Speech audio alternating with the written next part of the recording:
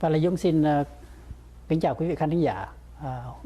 Buổi interview hôm nay sẽ là interview với sử gia Veith về quyển sách của ông là quyển Tuốt Kiếm Phương xa, tiếng Anh tức là Drawn Swords in the Distant Land. Jay, welcome. It's nice to have you today. Thank you for being here. Tell me a little bit about yourself. How old were you when the war started? Well, I was 18 when the war ended in 75, so I guess I would have been 5, depending upon when you count the war started. But so I was 18 in 1975. Any concepts about Vietnam War at the time, or you just like? No, I don't remember anything about it. It wasn't something that I was aware of. I'm sure that I saw things on the news, but I don't have any memories of it as a child. Not as a child, but when you study U.S. history, how does the Vietnam War come to you at the time? I think I was always very interested in military history, but more American military history, World War I, World War II. I was aware of the Vietnam War and was certainly interested in it, but it wasn't, at first, something that I was fascinated by. It wasn't until much later that I became very fascinated by the events of the war. What about when you were in college? Same thing. I was studying more World War II because I was going to become an officer in the American Army and a tank officer, so we studied the battles of World War II and things of that nature, but not Vietnam. When you were saying that you're going to the college for military, is there a lot of history in there, or is it just more of a... It was more, there wasn't a great focus on military history per se. I myself was always very interested in military history. It was something that fascinated me from a very young age. Not only military history, but history itself. What happened with, and especially historical mysteries. So it was something that I was always drawn to. Any say legacy from the Vietnam War, any talk from your elder, your senior when you were in college and you were in the Army? Yes, so I had Vietnam veterans who were mentors. Many of my sergeants were Vietnam veterans who had served. They often talked about the war and what they had done. And so I think that's how I sort of became interested or spend more time learning about it because of them and understanding their service and what they had gone through. What's their narrative? What's the typical? I think for them, as they were mostly infantry guys who had served either in special forces or in just line units, they thought that the story of the war had not been told correctly. That there was a lot of things that happened that people didn't understand. And it was tough for them to translate their personal experiences into a broader narrative of the war. How do they view the journalists at the time? I don't remember them specifically talking about journalists, but I think from their perspective, this whole idea that the war had not been told, that what had happened in the war had not been told correctly, probably had something to do with the journalists and the media. Would you say that as a historian, your background in your military studying or anything like that will kind of shape your view about the Vietnam War, or would it come later? So that's a great question. So I think that my background as a military officer and my fascination with military history is what drew me to it, because it seemed to me that the ability to talk about the South Vietnamese military was the great unknown of the war. We had Americans focused on what the Americans were doing, and then American historians focused on what the Americans were doing and what the North Vietnamese were doing, but no one had focused on what the South Vietnamese were doing. And that's, I think, what drew me into this, was wanting to tell the story of the South Vietnamese and get it right. And what's the motive? What inspired you into this? So why the Vietnamese? Well, I think I saw that there was this, I don't want to say great injustice, but that the story had not been told well and had been told wrongly in many ways. And so it was way too much on the negative side. And as I began to meet South Vietnamese officers and they would tell me what they had done during the war, it became very apparent very quickly that there was this tremendous story that had never been told. And I thought, well, this is my chance to tell their stories, and I need to sort of tell their stories before it's too late. Mm-hmm. How does it compare and contrast with the story that you've heard before when you were in the Army and the other senior officer of yours was telling you before, and with the one that you talked with the Vietnamese? Well, it's hard for me to answer because it's so long ago, I don't remember them. They were mostly focused on, the stories that they told me were mostly focused on their own American units and what they had done. They didn't have a lot of, I don't remember a lot of stories about the South Vietnamese per se. Mm-hmm.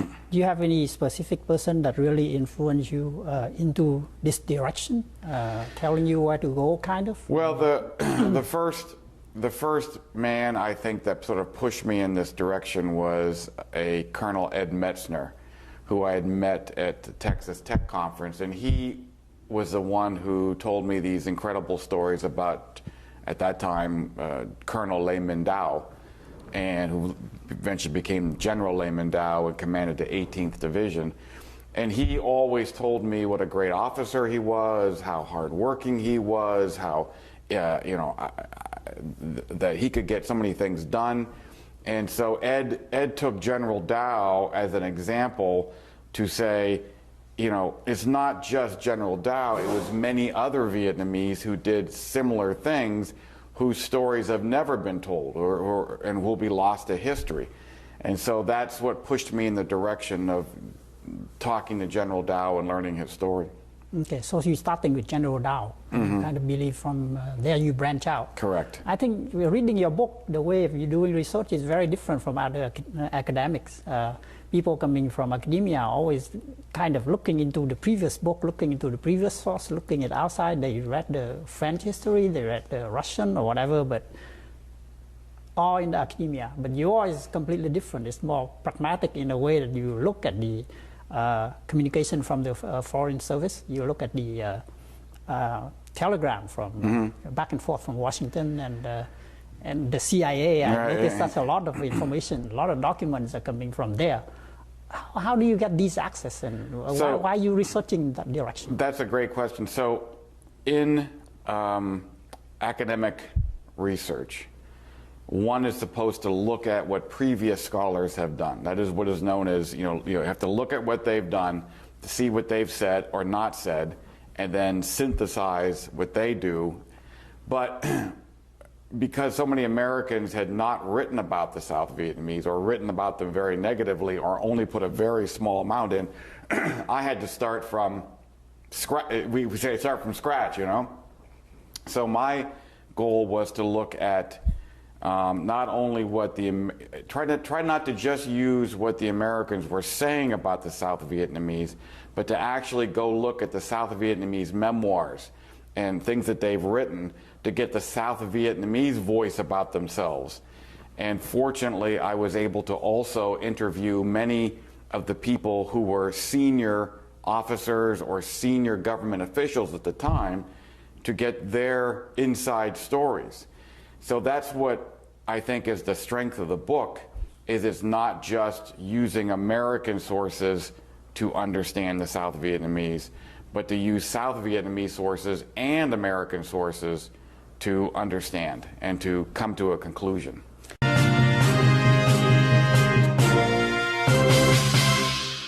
Yeah, it seems to me like if you're doing research from different directions like that, you would be likely to have a lot of conflicts. And how do you really, by what criteria do you so-called draw out the facts? Right. You have conflicting tales from both sides, and then. Well, that's a great question too, because what happens is that you have different perspectives, And I remember General Cao Van Vien always told me, that the Vietnam War is very much like the seven samurai. I can't remember the name of the movie, but there's always different perspectives.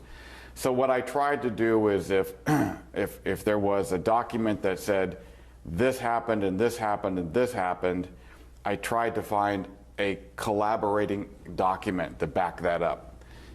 Because if you had somebody who said, "Oh, this happened," but 5 other people said, "No, it didn't happen this way," then you have to go with the 5 people. What about the chances that those 5 people are wrong and then that one person is... Well, that's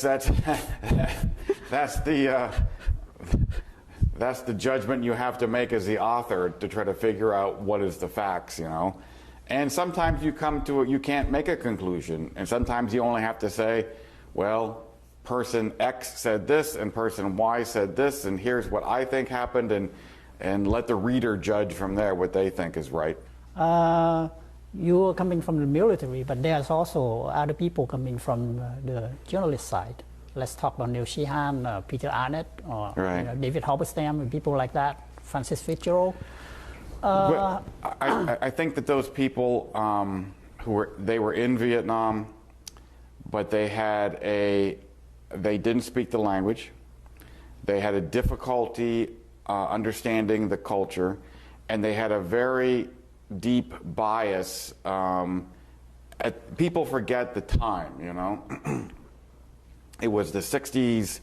There was a revolutionary fever growing around the world, and so they made it seem like the South Vietnamese were this corrupt right-wing government fighting a revolution of the people, and it was never, you know, and so they were biased against South Vietnam. You would say that with David Halberstam and Francis Fitzgerald, these are the journalists that came into there and they did that study deeper than a lot of other. If you come back to, like, say, 1972, I don't know about other people, but for me, popular history is something that I always read. And these are 2 books that I remember.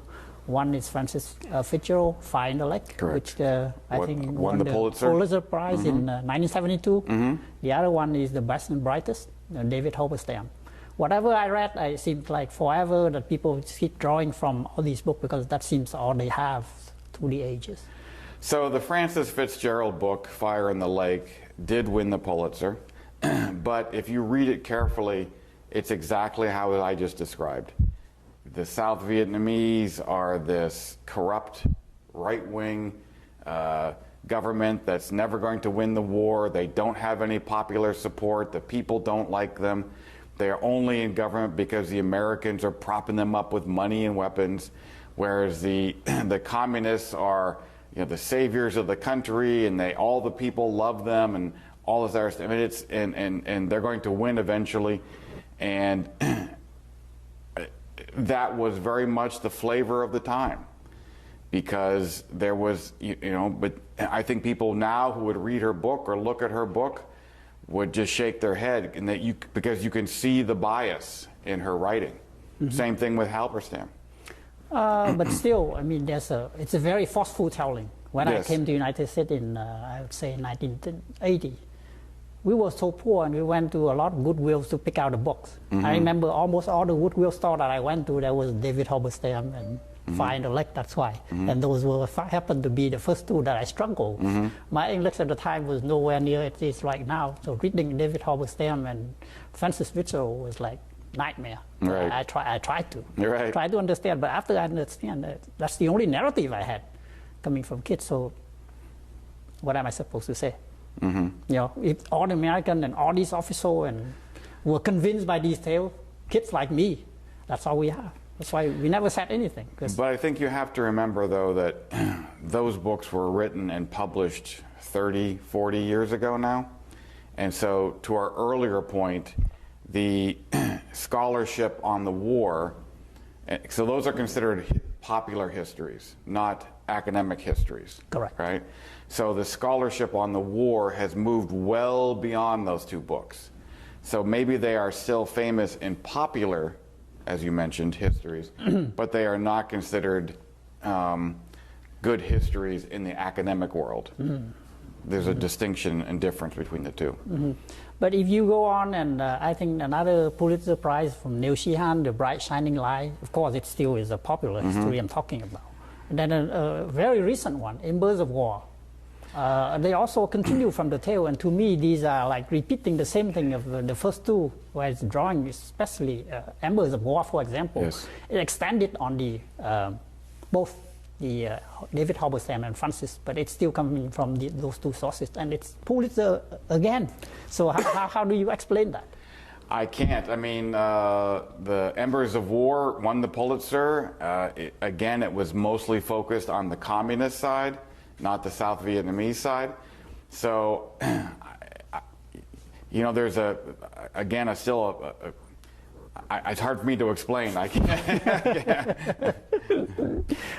I don't know how they judge it, but I would say that the Pulitzer Prize most of the time reflect the view of the journalists, as far as I could see. And for 40 years at least, it hasn't changed from 1972 until 2012. That's 40 years right there. That's only 10 years from now. And you said that it had proceeded a lot. Yeah, but again, even though Lodgevold's book is an academic book, the scholarship on South Vietnam in particular has dramatically changed in the last 10, 15 years. So that you see more and more books and articles written and judging the Republic of Vietnam much more favorably, being able to see them as trying to control their own destiny, trying to shape their country, trying to build their country in the midst of a war. And that's what Drawn Swords is about. How South Vietnam was trying to build their country in the midst of a war, and how very, very difficult that is. That's on the Vietnam side. Let's talk a little bit about the intervention from the American side, the question of legitimacy. If you look at American coming in, it seems to me like the South Vietnam, it is not my narrative, but people saying that it's a bastard of the American and the Geneva Conference. It's just like Vietnamese on the South side is a product of both the American and the Geneva Conference. It's like they don't have a country, they just prop up the South. You know, it wasn't there before, the president wasn't there, he wasn't actually represent the people. They just prop up the South. So you're saying it like it was an artificial state. Exactly. Well, there's always, if you look at Vietnamese history, there was two strains of political thought.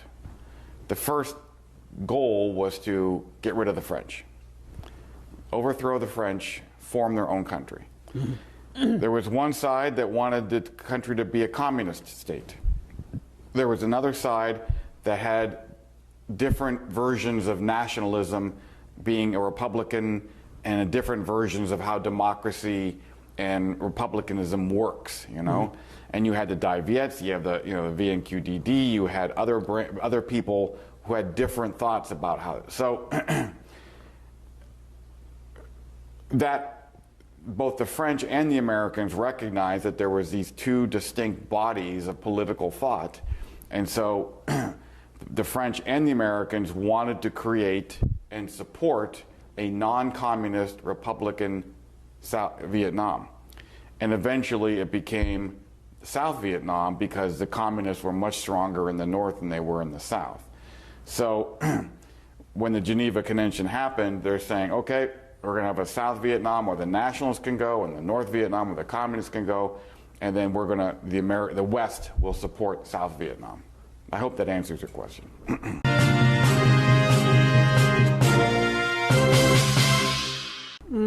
I think the Geneva Conference was saying like they have like 2 years after, and then they have the general election for the whole country. Right. Yes, people were allowed to go to the South and North and they set up, but it was never intended to be a different country. It was a temporary boundary, yes. Yes, and then I think the creation of the Republic of Vietnam, because the Americans refused to sign and the Vietnamese refused to sign. And the Americans had nothing to do with the Geneva Convention. It was the French, and but the South Vietnamese government refused to sign the Geneva Accords, and so they were not legally bound to hold the elections.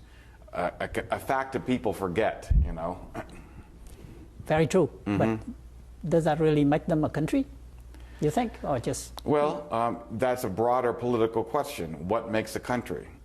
Is it culture? Is it shared values? Is it a vision of how we're going to organize ourselves as a society? And I think that the bulk of the people who wanted to be in South Vietnam did not want to be under a communist regime. But there was other people who didn't understand the differences between the two.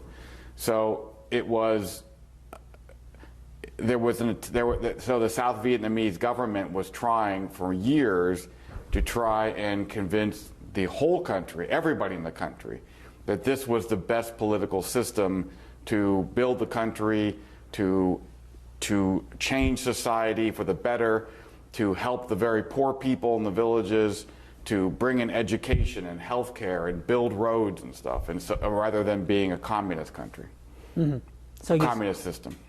So you see two competing versions. Let's see, two competing visions for the Vietnamese. Yes. One is the nationalistic, the other one is communistic. Correct. And the communists always insist there's only one vision, I mean, unification of the country.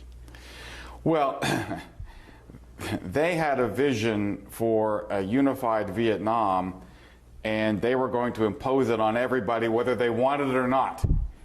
And that's the big difference, is that communism is, in essence, especially the Vietnamese communism, is designed that we're going to take over the country, and whether you want this or not, we are going to do it.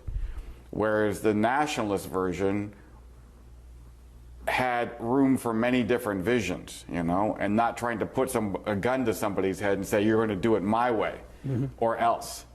So that's, you know, ultimately the difference. The American intervention, when they come in, what kind of vision do they have at that point? And do you think the policy that they coming in, the way that they intervene, let's take 1965, for example, I mean, coming straight from Bùi Diệm book, In the Jaw of History. The Vietnamese, the Southern government wasn't informed at all until the last minute. Well, we have to differentiate between two things. So Bùi Diệm book talks about the American Marines landing in Da Nang and not being told by the Americans until the last minute, and them not wanting American military forces on the ground because it would feed the communist propaganda that the South Vietnamese government was nothing but puppets of the Americans. They thought that having American combat troops would undermine their legitimacy. But the Quat government falls, Nguyen Cao Ky, Nguyen Van Thieu take over in June of '65. The military situation was turning very bad. There was some very significant defeats of South Vietnamese forces. And so in July of '65, Thieu and Ky, and people also forget this, they're the ones that asked for American combat troops. They wanted them to come in to help support the government militarily, but only in certain sections of the country. They didn't want American troops near the villages. They didn't want American troops mingling with the people. They wanted them to go to the borders to prevent the North Vietnamese from coming across the borders. But so there was both the American military officers and the South Vietnamese senior military officers decided that this was the best thing. But as in all things, as the war got worse and worse and worse and more American troops were needed, that distinction eventually was washed away. Yeah, but when you say the intervention, would it be better if they can combine the political side with the military side? Because you were saying that Nguyen Van Thieu and Nguyen Cao Ky was asking for, and they were military men, and Dr. Phan Huy Quat is the prime minister, like it or not. Is it a kind of hasty? Well, no, because Quat was gone by that time. So that we're talking, so Quat did not want, Quat, the civilian prime minister, did not want American combat troops because of the political viewpoint. But he was gone by mid-June of '65. Then Nguyen Cao Ky and Nguyen Van Thieu came in. They became the chief of state and the prime minister, respectively. And by July of '65, then they held, when this military situation was not looking very good, they held a meeting with the senior Americans, Westmoreland and McNamara, and they asked for American combat troops. And in fact, Nguyen Cao Ky wanted to ask the Koreans for a combat division as well. But they only wanted them to go to the borders, not to mingle with the population. Because Thieu himself saw that it was still the responsibility of the Vietnamese military to do most of the fighting. They just wanted the Americans as a shield against the North Vietnamese main force. Well, as you say, so I can understand why there are a lot of Americans coming in during the Johnson administration. You were talking about 100, 200, or even more, 1,000. You're talking about hundreds of thousands of people coming in if the initial intention was only staying outside and protecting the side. Well, why is that? Because the sad part of the war is that the more Americans came in to help defend the country and fight, the more North Vietnamese were sending their troops down. So as the enemy force grew, we had to have more Americans come in to help fight. So they made a decision, okay, what we're going to do is we're going to have the American troops fight the North Vietnamese.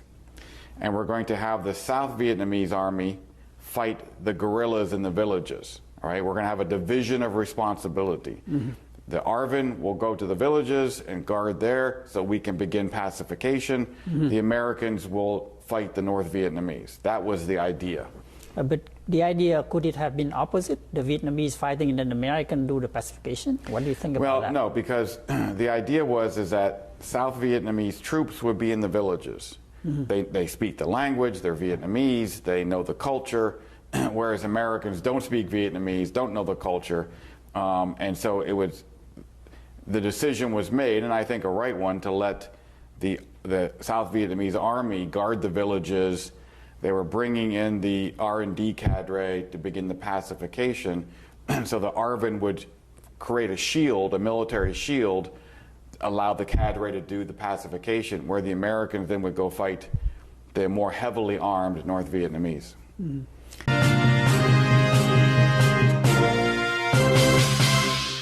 So the story seems to me like you said the intervention was correct, all the option was correct at the time. It was pragmatic from the side of at least the military. All the policy and all of the tactics and everything seems to be correct. And do you still think it's so for the complete of the war, or the length of the war? Well, or is it just the initial? Or? Whether American troops should have ever gone into South Vietnam is the great unknown question. You can argue both sides, you know. There were Americans at the time who did not want American troops to go into South Vietnam for those exact reasons. It was a foreign country, and it was very difficult, and the way we fought was not the way that the war should have been fought. In some ways, I think you could make a very strong argument to say that the Americans should have just stayed as advisors, should have tried to continue to build the South Vietnamese military, should have tried to give them more weapons, more aid, more ammunition, taught them how to fight. Anybody could make a very strong argument on that.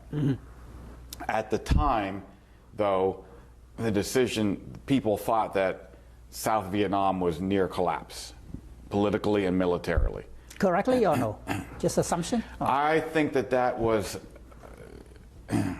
I don't think they were. They were further down the road than we wanted, but not on the edge, if that makes sense, you know? Whereas Westmoreland and people thought that they were on the edge. That's right. You know, but there were some bad defeats out in Phuc Long province and in Quang Nhai areas. But I mean, things were still pretty good in the Delta. Things were still pretty good. But I personally think that probably we America should have had less of a footprint and more supporting the South Vietnamese. But I'm not a general, so. Very interesting. Vietnamization. So there's a reverse in there. The American come in and it's kind of, they feel like they can't do it, or it's a time to withdraw, or well, for whatever reason. There was two points to this. First off, Nixon comes in, and by that time, '69, there was a lot of unease in America about the Vietnam War. So Nixon politically had very little choice but to begin America's withdrawal. Between the casualties we were suffering and the money we were spending and sort of the black eye we were getting around the world for it. But the other thing is, the reason why we started to do that is that President Tew also wanted this policy. He wanted the Americans to leave. And he had begun in late 68, early 69, to begin saying to the Americans, we are strong now, we are stronger now. After the Tet 68 attacks, after the mini Tet attacks, the communists clearly had suffered very heavy casualties. They were retreating. They had just launched this pacification program. They had reclaimed over 1,000 villages and hamlets. President Tew, rightly, thought, we are now winning the war, okay? The South Vietnamese military had fought well in the Tet offensives. We just need for you to train us, to give us more weapons, to give us more ammunition, and you Americans can begin to withdraw. Well, which one is true? That's the version that you gave. But another version that people gave is like 1968. You can see the embassy, the Viet Cong got in there. It's almost like all over the country, from the Hatter Sound to Kamau, which is right. Yeah. Virtually the whole country got attacked. Well, I mean, the Tet Offensive was certainly a. What people forget is that the offensive, that there was an attack coming. Both the South Vietnamese and the Americans knew an attack was planned. They just didn't understand the how widespread it was and how many troops were involved and how many cities were attacked. That's what shocked them. And the image of a handful of sappers getting into the embassy from a military point of view was no big deal. From a political point of view, was very devastating because it appeared to strike at the strength of the Americans, right. But the same thing happened on the South Vietnamese side. The VC got into the radio station in Saigon. They took over large parts of Cha Lon. They got into Hue, but within days they were pushed out of Saigon. It took a lot longer in Hue, but they had a lot more troops there. So from a military perspective, the North Vietnamese and the communists lost probably 30,000 troops. And it was a massive defeat for them. Mm-hmm. But politically, it seemed to show that the war was nowhere near going to end. It was just going to keep dragging on and dragging on. Yeah, Frank Snap said that the American, like you said, knew about this attack before, like 5 days, because of one of the spies deep in there. And then, but the other thing he said is because of that, pacification, Vietnamization was done also, partly after 1968, because most of them were killed, but that wasn't in the magazine, that wasn't in the dailies, that wasn't in the news, that wasn't in anywhere. Because I can't speak about the Tet Offensive and Frank's claim, but that VC spy was extremely highly classified, and they can't release it.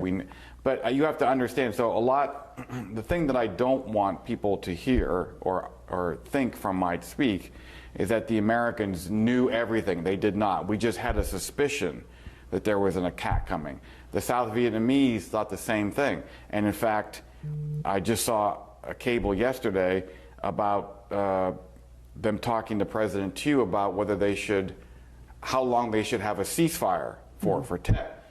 And they thought that there was something coming in I Corps, but they did not know the details. They did not know so unfortunately, many South Vietnamese think the Americans knew everything and did nothing. That's totally wrong. Totally wrong. The Americans reacted very quickly, and they fought very hard too. Mm-hmm. Well, when you say the American, there's always the CIA, which is always on the mind of every Vietnamese. Everything is controlled by the CIA. Yeah, I don't have to tell you. It's total. It's just, for an American historian, it's just, we just look at that and just smile because it's not even remotely true. I mean, the embassy had close contacts with the South Vietnamese government. The CIA had close contacts, but it was more from just to understand what the South Vietnamese government was thinking, and to also pass information on what the American government was thinking. You know, we want to announce a ceasefire during Tet, as an example. So they would speak to them, how, you know, this is what we think, what do you think? You know, it wasn't the Americans coming in and telling them what to do, because the South Vietnamese would say, well, we only, and the Americans wanted to have a three-day ceasefire, but President Thieu said, nope, only 1 day, 24 hours. And so it was 24 hours. So this idea that the CIA controls everything is completely false. Okay. That gives a lot of clarification, at least for the Vietnamese. Yes. It seems to all the powerful mafia right inside the government doing all the things that we don't know. Right.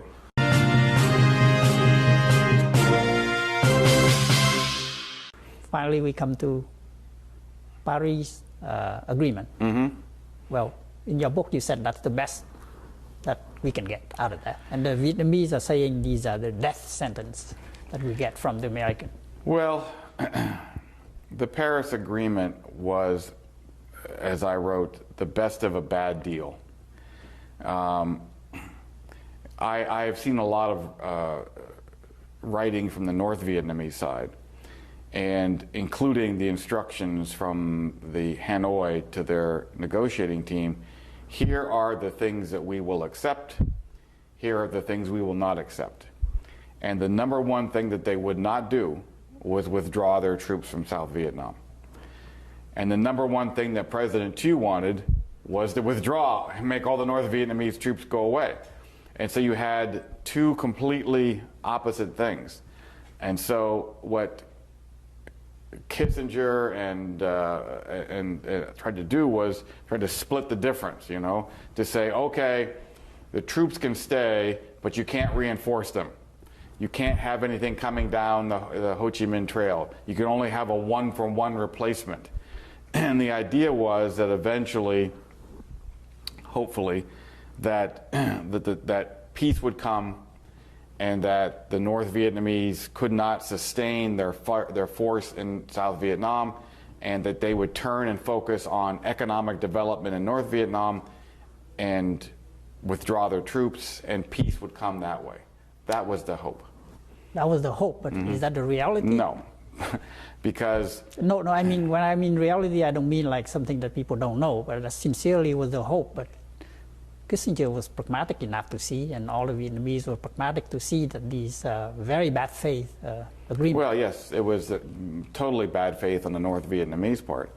But at that same time, and the Americans were prepared to bomb to support them, but you have to remember that Watergate began to really impact President Nixon at that time.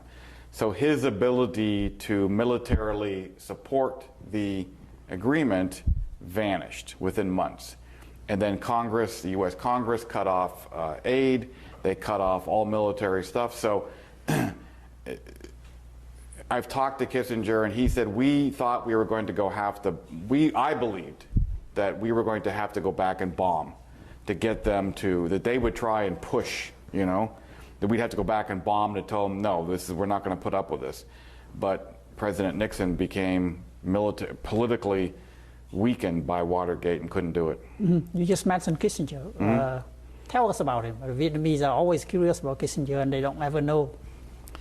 Well, he's always told me, and I've talked to him multiple times, that, you know, that he respected President Thieu a great deal, that he had, that he was trying to find the best method of peace and trying to support, and you remember that he wanted to support the South Vietnamese government politically, militarily, economically, not because he was greatly in love with South Vietnam, but because... You're talking about Nixon or Kissinger? Kissinger, but because keeping to have a successful Paris Agreement would support American foreign policy in other places around the globe, particularly with the Russians and the Chinese, that they could create peace or lower the nuclear war threshold, because if you could see that the South Vietnamese peace agreement was working and the Americans were supporting it, that would help American foreign policy around the globe. So this idea that Kissinger and Nixon just signed the agreement and hoped that South Vietnam would die is completely false. They wanted South Vietnam to survive and prosper because not because they loved South Vietnam, but because it supported American foreign policy elsewhere. I hope that makes sense. Okay, so you do think that Kissinger is very sincere in his trying to establish peace for Vietnam, and he believes in the Paris Agreement or anything? Well, I don't know. He was very sincere in trying to establish peace. He knew that the Paris Agreement was, that if it was followed to the letter, it would bring peace. But he did not have any, as did Nixon, did not have any naive belief that the North Vietnamese would follow it perfectly. He knew that they would try to undermine it. And that's why he told me that I expected to have to go back to bomb again and then go back to Les Docteurs and say, listen, we're going to keep bombing you guys until you actually, So that was his actual intention, if not for the Watergate. Correct. And Nixon's also. So which come back to your book again. In the very beginning of the book, you were saying something about Corinthian, looking through the dark.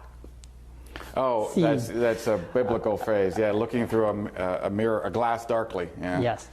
That was because it was very difficult for Americans, even at senior levels, to truly understand the dynamics of what was happening in the country. Are you trying to say there's some fatalism in there, regardless of what we do? Or no, I don't want to say fatalism. I mean, I think most Americans who served there were trying their best to support South Vietnam. They wanted the country to succeed. They wanted the country to prosper. It just, unfortunately, didn't work. And then your conclusion again with the Leviticus. Yes. Drawn swords. That was attempt to. As I've told you, the title for Black April was a title that Vietnamese would understand and be drawn to. But Drawn Swords was a title that I did to draw Americans to take a look at South Vietnam, not as this corrupt right-wing dictatorship, but a country trying to build itself with all its struggles and all its mistakes and all the right things it's doing. So I was trying to tell Americans, time to take a new look at South Vietnam and see it for all the good things it did and all the bad things. But it's just, that's a growing country, And so that's what I tried to use that biblical phrase. Well, the Vietnamese also have another saying. They always quote Lord Palmerston about the friends and enemies and interests. No two countries are ever enemies, and right. There are. Well, that's an old political phrase. There are no permanent enemies. There are only permanent interests. Exactly. Yeah. So, do you believe in that? Any of that? That's to me to your point earlier, a very fatalistic, cynical view of things. I don't know. I guess I've never thought about that way, but I would say I probably true. But not completely true, Yeah, I find it a curious parallel that Francis Fitzgerald was referring the find the lake with I Ching and yours with the Bible. That's why I was trying to keep bringing up 50 years, and then with the Westerner trying to use the Eastern book right. to tell the American that they don't understand anything over there. And here we have you as American giving the Bible to all the readers and saying maybe the Vietnamese don't understand who we were and what we did. I was just trying to, trying to use something that would that would resonate with Americans and resonate hopefully with Vietnamese, that even though this was a fight in a distant land, it was still important, When you wrote this book, it was primarily for the American, or was it primarily for the Vietnamese that we were targeting ultimately in your mind when you wrote it? You always ask me this question. I don't. I never sort of think of the audience, which probably is a flaw of mine as a writer. I just wanted to tell the story of how, especially President Thieu, was trying to build the country and the Second Republic, and try to tell the story of the struggles of the South Vietnamese people and government to try and build their country. in the midst of a very difficult war. And so I didn't think this book is for the Vietnamese. I didn't think this book is for the Americans. I just thought I want to tell the story as best I can. Because I've met so many South Vietnamese who gave their whole life to this, you know. And I think probably in the back of my head, I thought I wanted to honor them, you know, and tell their story so that they were not lost to history, like Cao Van Tan, who built the land reform. I was the only guy to ever interview him. He had been obscure for 35 years. And Phan Kim Nap, the Minister of the Economy, how he was trying to change the economy to make it more, and Nha, same thing, you know, trying to build the country. Their stories had never been told, so I wanted to make sure it was not lost to history. Well, thank you very much, Jay. It's always interesting to talk to you. Thank you. I know there's time, and get more and more interesting talking to you every time, and I hope the next time it will be better. All right, always a pleasure. Thank you. Thank you. Thank you.